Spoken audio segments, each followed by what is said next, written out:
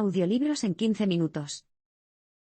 Suscríbete al canal y explora un nuevo libro cada día.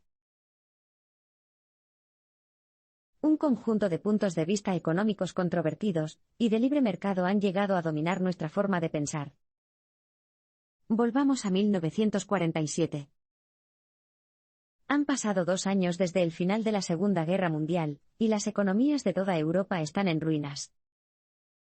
En un esfuerzo internacional por estimular el crecimiento, se está llevando a cabo una política de aumento del gasto público. Al frente de este movimiento está el estimado economista John Maynard Keynes. Keynes está convencido de que las iniciativas de gasto público son la única manera de volver a encauzar las economías de Europa. Sin embargo, un pequeño grupo de economistas renegados, dirigido por Friedrich Hayek, no está de acuerdo. Hayek organiza una conferencia de este grupo en Mont Pelerin, en lo alto de los Alpes suizos. Si bien los seguidores de Hayek eran una minoría en 1947, no pasaría mucho tiempo antes de que ascendieran a la fama. El mensaje clave aquí es, un conjunto de puntos de vista económicos controvertidos y de libre mercado han llegado a dominar nuestra forma de pensar. Algunos de los que estaban en Mont Pelerin formarían la Escuela de Economía de Chicago. En el centro de la Escuela de Chicago está la idea de que los gobiernos y los reguladores deben mantenerse al margen de la economía tanto como sea posible. El mercado libre debe decidir dónde se hace y se gasta el dinero, no los funcionarios públicos. La escuela proporcionó la columna vertebral teórica de Reaganomics y Thatcherismo, que introdujeron la ideología radical del libre mercado en los Estados Unidos y el Reino Unido, respectivamente, en la década de 1980. Junto con otras ideas ideológicamente similares, ha sido dominante desde entonces, y muchos la ven como la única forma correcta de pensar en economía. ¿Pero tienen razón? Bien, veamos un par de ejemplos para ver cómo funciona ese pensamiento económico en el mundo real. En 2007, la economía mundial se derrumbó. Los mercados y los bancos cayeron en picado e innumerables. Personas perdieron sus empleos y sus medios de subsistencia. Pero, ¿de quién fue la culpa? Mucha gente ha culpado a los reguladores financieros, apuntando a los gobiernos y a los legisladores, más que a los propios bancos. Si lo piensas bien, es como culpar a la policía por un robo, lo cual en realidad no tiene sentido. Entonces, ¿por qué debería tener sentido en lo que respecta a las finanzas? Bueno, este es exactamente el tipo de pensamiento que fomenta la Escuela de Chicago. La teoría económica también está detrás de la forma en que pensamos sobre el cambio climático. Hoy en día es común adoptar la mentalidad de los autónomos, la creencia de que, dado que nuestra contribución al cambio es tan mínima, no vale la pena hacerlo en absoluto. El economista estadounidense Mancur Olson concedió legitimidad económica a esta visión pesimista del mundo en la década de 1960. Y ya está ayudando a destruir nuestro planeta. El pensamiento libre y el pensamiento de la Escuela de Chicago están lejos de la verdad objetiva. Sin embargo, muchas personas piensan en la economía y la sociedad de esta manera. En los siguientes parpadeos, descubrirás por qué muchas de estas ideas simplemente no cuadran. La teoría de juegos fomenta una visión atípicamente egoísta del mundo. Probablemente hayas oído hablar de la teoría de juegos. Esta es la famosa forma de pensar que predice el comportamiento de las personas basándose en la toma de decisiones racionales. La teoría de juegos saltó a la fama en los años de posguerra, cuando el matemático John von Neumann la utilizó para aconsejar al gobierno de los Estados Unidos que bombardeara la Unión Soviética tan pronto como pudiera. Afortunadamente, el presidente Eisenhower no estuvo de acuerdo. Su compatriota estadounidense John Nash impulsó la teoría de juegos al enfatizar el papel del interés propio. Nash creía que la gente siempre actuaba de manera egoísta. Si la gente parecía estar cooperando, era solo porque eso se adaptaba a sus propios intereses en ese momento. Pero, ¿las personas son siempre egoístas? Una cosa es segura, si asumes que otras personas son egoístas, es más probable que tú mismo actúes de manera egoísta. El mensaje clave. Aquí es, la teoría de juegos fomenta una visión atípicamente egoísta del mundo. El ejemplo más famoso de la teoría de juegos es el dilema del prisionero. Imagine que usted y su cómplice criminal están encarcelados en celdas separadas. La policía sospecha que ha colaborado en un crimen grave. Así que te ofrecen un trato, confiesa y entrega a tu pareja, y saldrás libre, mientras tu pareja recibe 10 años. Pero le ofrecen a tu pareja exactamente la misma oferta. Y si ambos confiesan, los condenarán a 8 años.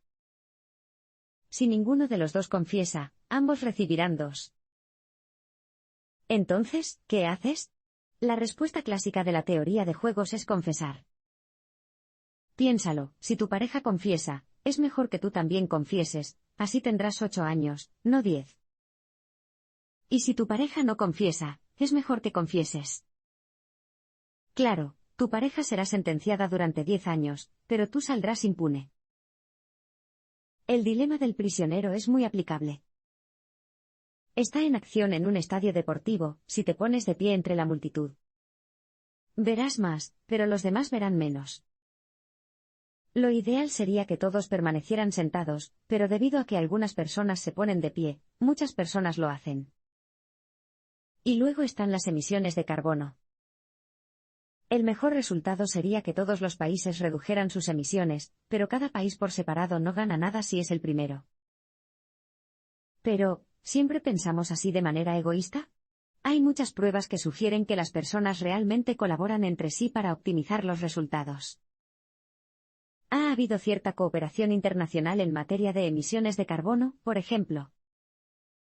Y, por supuesto, los tratados de paz internacionales han impedido la guerra nuclear. La teoría de juegos no siempre predice el comportamiento humano, y eso es bueno. Sin embargo, su mera existencia fomenta una visión particular y fríamente egoísta del mundo. Sin darse cuenta, Ronald Coase inspiró a los economistas a poner la negociación en un pedestal. ¿Cómo deberían los gobiernos reducir el desempleo? He aquí una idea: sobornar a los empleadores. De hecho, esto ocurrió en Illinois en 1983. Se invitó a casi 4,000 personas desempleadas a participar en un experimento en el que, si encontraban y conservaban un empleo, su empleador podía reclamar una recompensa de $500. El experimento salió bastante mal. Un tercio de los participantes invitados no quisieron hacerlo, y más de un tercio de los empleadores que podrían haber solicitado la bonificación optaron por no hacerlo. Simplemente no me pareció correcto hacer ese tipo de trato. El esquema de Illinois se inspiró en una idea económica conocida como el teorema de Coase. Pero ni siquiera el hombre que le dio su nombre, Ronald Coase, estaba de acuerdo con eso. El mensaje clave aquí es: Ronald Coase inspiró inadvertidamente a los economistas a poner la negociación en un pedestal. Imagina que hay 2 granjeros. Las vacas del primer granjero se comen las cosechas del segundo granjero. Los granjeros, observó Coase, comparaban la cantidad de daño con el costo de colocar una cerca, y solo la levantarían si era más barata. Pero espere un minuto, ¿cuál de los agricultores tiene la razón legalmente? Coase se opuso a la ortodoxia económica, y sugirió que la ley era solo una consideración secundaria. Sostuvo que la preocupación de los agricultores no es la justicia legal, sino la eficiencia económica. Eso no significa que la ley no afecte la transacción de los agricultores. Porque, en realidad, el proceso legal implica costos de transacción. Tenga en cuenta todo el tiempo, y el dinero que puede implicar el proceso, desde la investigación hasta los honorarios legales y la negociación, y la mejor solución para los agricultores podría ser diferente. El argumento de Coase era simple. Los costos de transacción afectan a la toma de decisiones. Sin embargo, la Escuela de Economistas de Chicago tenía su propia interpretación. Para ellos, la historia ilustró por qué los costos de transacción deberían minimizarse, lo que significa una menor interferencia de los gobiernos o los tribunales. Esta forma de pensar ha llevado a la economía en direcciones extrañas.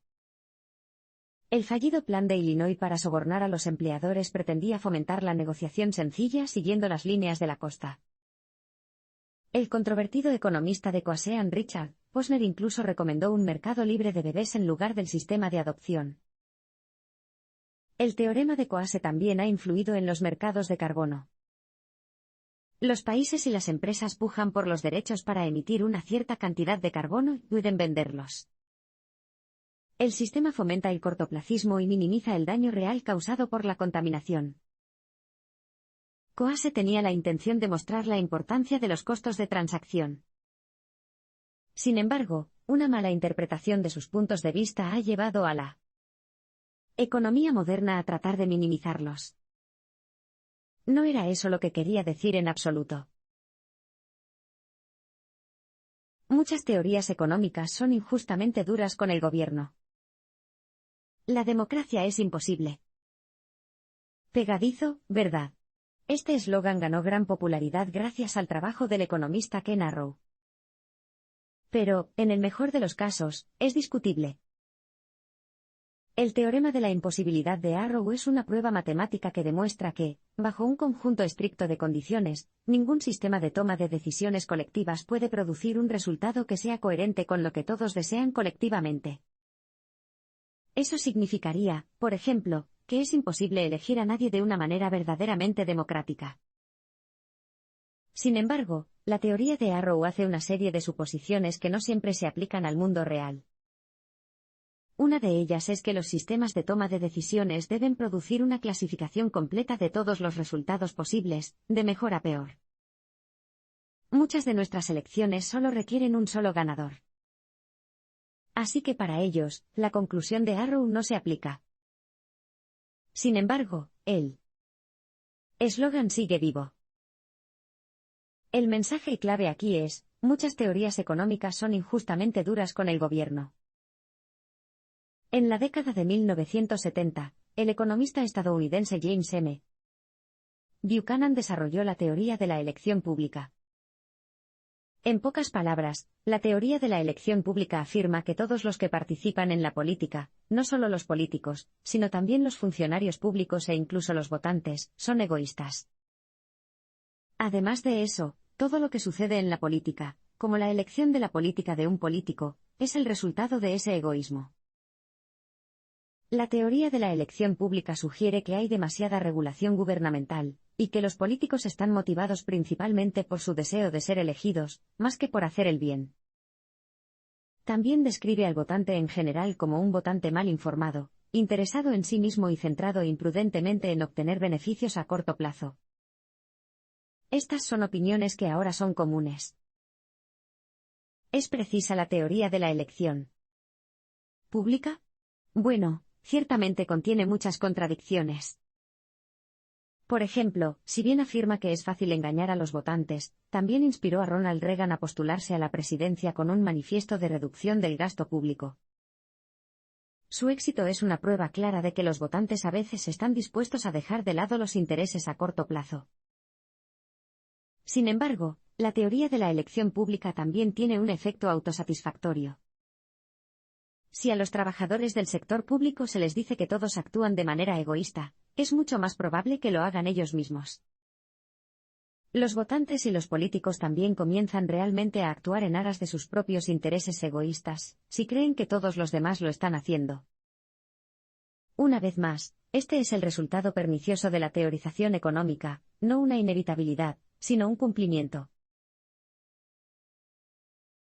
Pensar en el libre albedrío parece tentador, pero puede tener consecuencias devastadoras. He aquí un escenario. Dos delincuentes apuntan con sus armas a alguien con la intención de disparar. Pero solo uno de ellos lo hace realmente. ¿Quién es el asesino? El que dispara, ¿verdad? Si ese criminal no hubiera disparado, el otro criminal lo habría hecho en su lugar. Pero eso no significa que el asesino sea menos culpable, y todos los sistemas legales estarían de acuerdo en que el criminal que disparó el arma es el asesino. Hablando de manera más general, la responsabilidad individual no disminuye, solo porque otras personas puedan hacer lo mismo. Sin embargo, en otras situaciones, realmente parece que pensamos que nuestras propias contribuciones negativas no importan realmente porque formamos parte de un colectivo. Esta es una forma de pensar libre, y está teniendo un impacto terrible en el mundo en el que habitamos.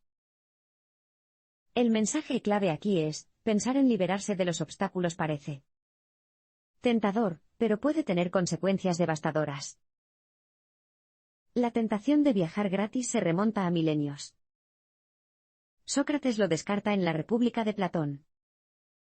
Pero la idea fue resucitada más recientemente por el economista del siglo XX Mancur Olson.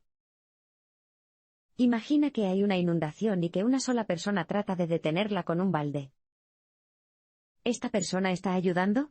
En absoluto. De hecho, su esfuerzo ni siquiera es digno de elogio, simplemente no tiene sentido. Lo más racional, según Olson, es viajar gratis. No tiene sentido intentarlo si no vas a hacer ninguna diferencia. Hoy en día, vemos el pensamiento de los amantes del libre albedrío en todas partes. Piensa en la evasión fiscal. Desde la década de 1980, esperamos que las empresas intenten reducir sus facturas tributarias en la medida de lo posible, aprovechando todas las lagunas que puedan.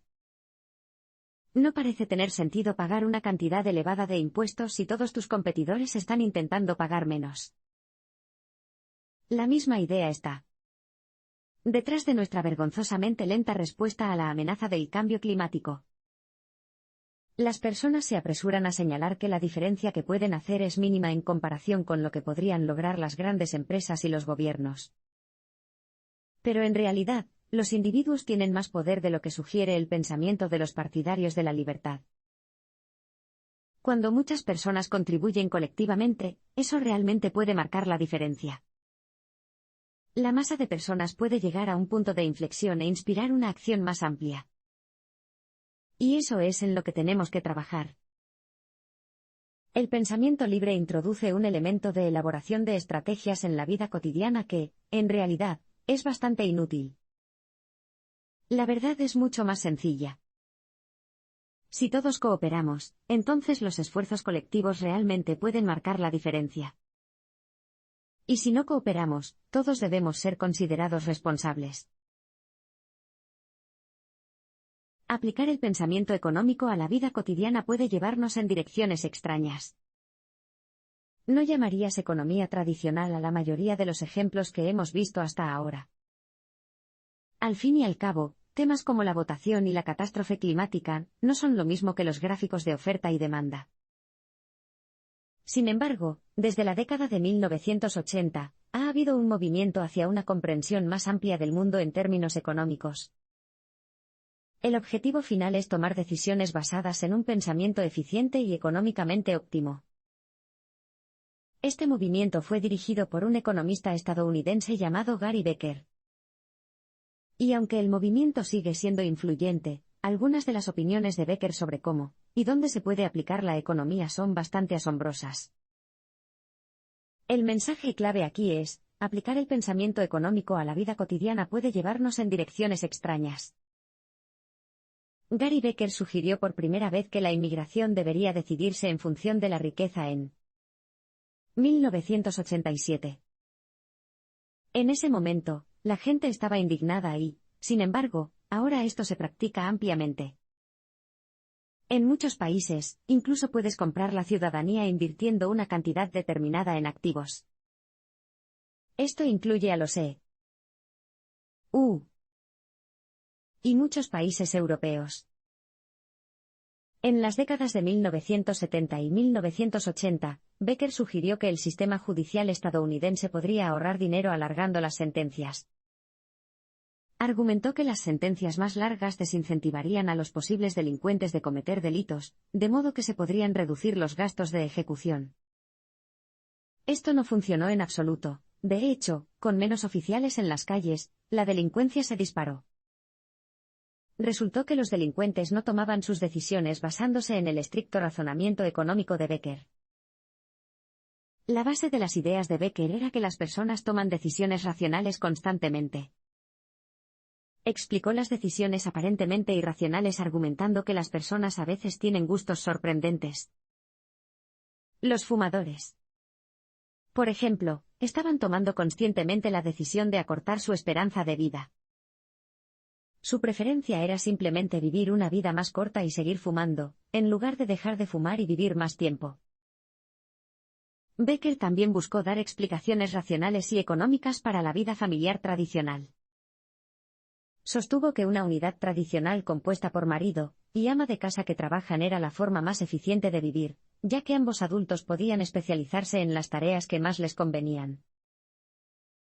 No solo es anticuado, sino francamente extraño ver el mundo entero en los términos de Becker.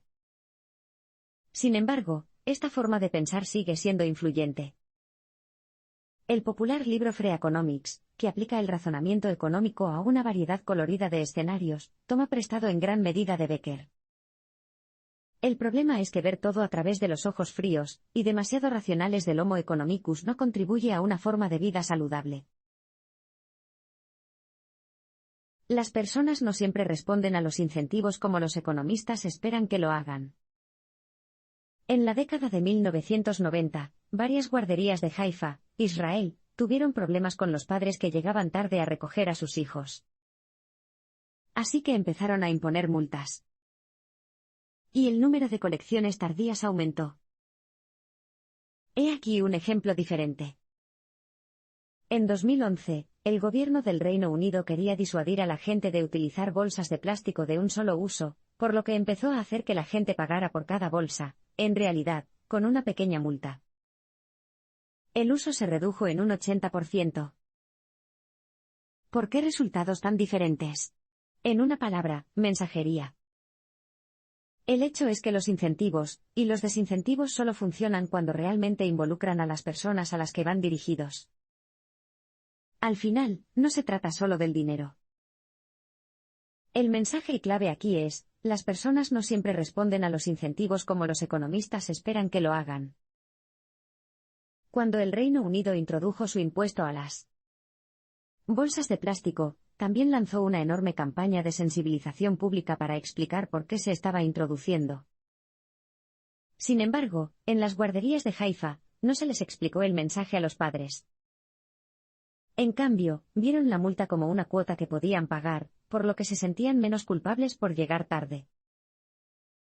El investigador social británico Richard Titmuss ofrece otro gran ejemplo de incentivos fallidos en su libro de 1970 The Gift Relationship. Examina los estados estadounidenses que experimentaron con pagar a las personas para que donaran sangre, en lugar de hacer que simplemente la donaran. Resulta que el experimento falló por completo. El incentivo financiero hizo que algunas personas mintieran sobre sus antecedentes médicos, por lo que gran parte de la sangre donada no era de la calidad suficiente. Además, el pago rechazó a algunas personas que de otro modo habrían donado. Para ellos, el dinero no era lo importante. Sin la sensación de que donar sangre era un acto de caridad, perdieron el interés. La comida para llevar. Las personas son personas complejas y el dinero no es su única motivación. Muchos economistas están convencidos de que cada uno tiene su precio.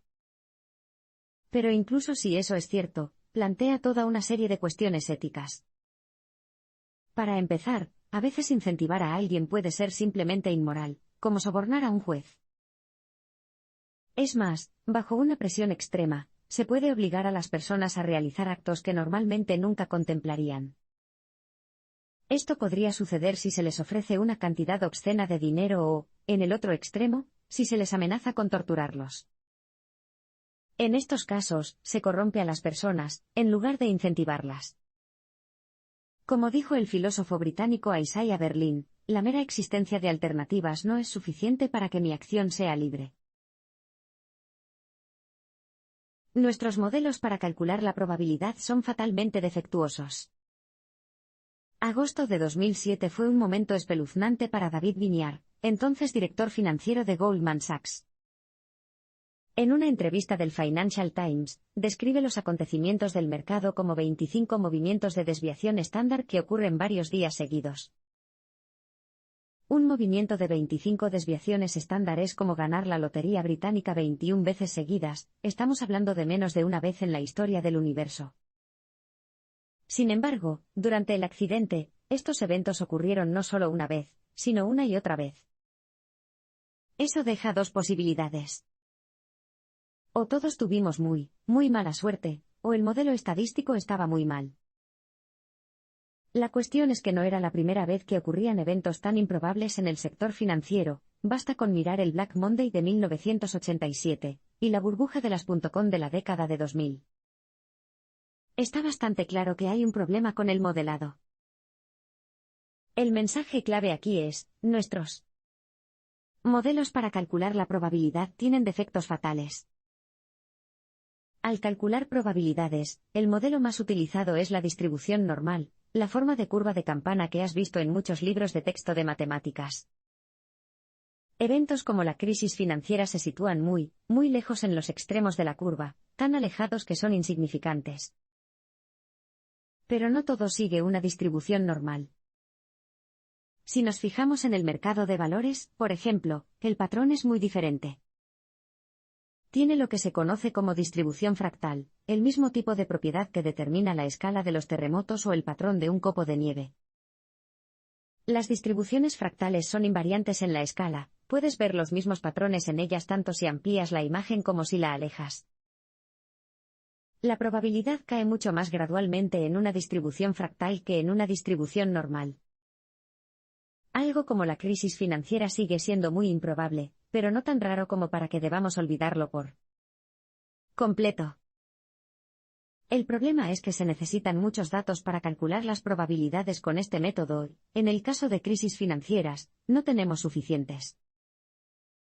Todo esto revela una verdad más amplia sobre la probabilidad, algunas cosas son realmente inciertas. Es demasiado común asignar probabilidades a todo, incluso cuando solo estamos adivinando. El cambio climático, una vez más, es un ejemplo apremiante. Las proyecciones del daño que causará son vagas, amplias y se basan en suposiciones problemáticas. Muchos modelos asumen que las vidas de las generaciones futuras valen menos que nuestras vidas actuales. Nos vendría mucho más bien ser honestos acerca de los límites de la probabilidad, y admitir que realmente hay cosas que simplemente desconocemos. La economía moderna tolera innecesariamente la desigualdad extrema. Es bien sabido que hoy en día, hay un alto nivel de desigualdad en el mundo. Pero, curiosamente, hay tanta desigualdad entre los ricos como en general. La desigualdad sigue una distribución fractal, igual que el mercado de valores, y los copos de nieve en el parpadeo anterior. Por lo tanto, también es invariante en la escala. Supongamos que observas los ingresos de toda una nación, y ves que el 1% más rico gana alrededor del 20% de todos los ingresos. La invariancia de escala significa que, si ampliamos la imagen, veremos que dentro del 1% más rico, el 1% más rico recibe el 20% de todos esos ingresos. Entonces, ¿son inevitables los altos niveles de desigualdad? En realidad, no lo son. Desde la década de 1980, la desigualdad solo ha aumentado en países como Estados Unidos y el Reino Unido que han introducido políticas económicas que favorecen los mercados libres. En otros lugares, no ha ocurrido lo mismo. La desigualdad se puede reducir. El mensaje clave aquí es, la economía moderna tolera innecesariamente la desigualdad extrema. Mucha gente cree que te mereces lo que recibes. Piensa en los mitos que creamos en torno a los superricos. ¿Alguien como Bill Gates realmente se merece una riqueza tan extrema? Gates provenía de un entorno privilegiado, y sus innovaciones se basaron en el trabajo de otros. Sin embargo, su propio éxito financiero pone a la sombra el de los demás. No solo toleramos esa desigualdad, sino que la fomentamos. Las tasas impositivas máximas relativamente bajas en los EU son un claro ejemplo de ello. Durante la presidencia de Eisenhower, la tasa impositiva máxima era del 91%, pero el consenso actual es que los impuestos altos desalientan la actividad económica. Sin embargo, esa suposición es profundamente errónea. Piénselo, ¿estaría realmente motivado a trabajar más si sus impuestos fueran más bajos? En todo caso, es probable que una reducción de impuestos haga que se relaje, ya que obtendrá más dinero por la misma cantidad de trabajo. Además, no olvide que los impuestos son realmente útiles, y proporcionan el dinero que se necesita para servicios públicos vitales. No todos deberíamos esforzarnos por pagar menos. La idea de que reducir los impuestos motiva a las personas es otro ejemplo del razonamiento erróneo que hay detrás de muchas teorías económicas modernas. Con demasiada frecuencia, como hemos visto a lo largo de estos parpadeos, lo que se presenta como hechos objetivos son en realidad juicios de valor, y además peligrosos. Resulta que las teorías económicas rara vez reflejan la forma en que las personas son realmente, por lo que debemos dejar de fingir que lo hacen. Es hora de empezar a prestar menos atención a los economistas, y a celebrar el hecho de que ninguno de nosotros es homo economicus.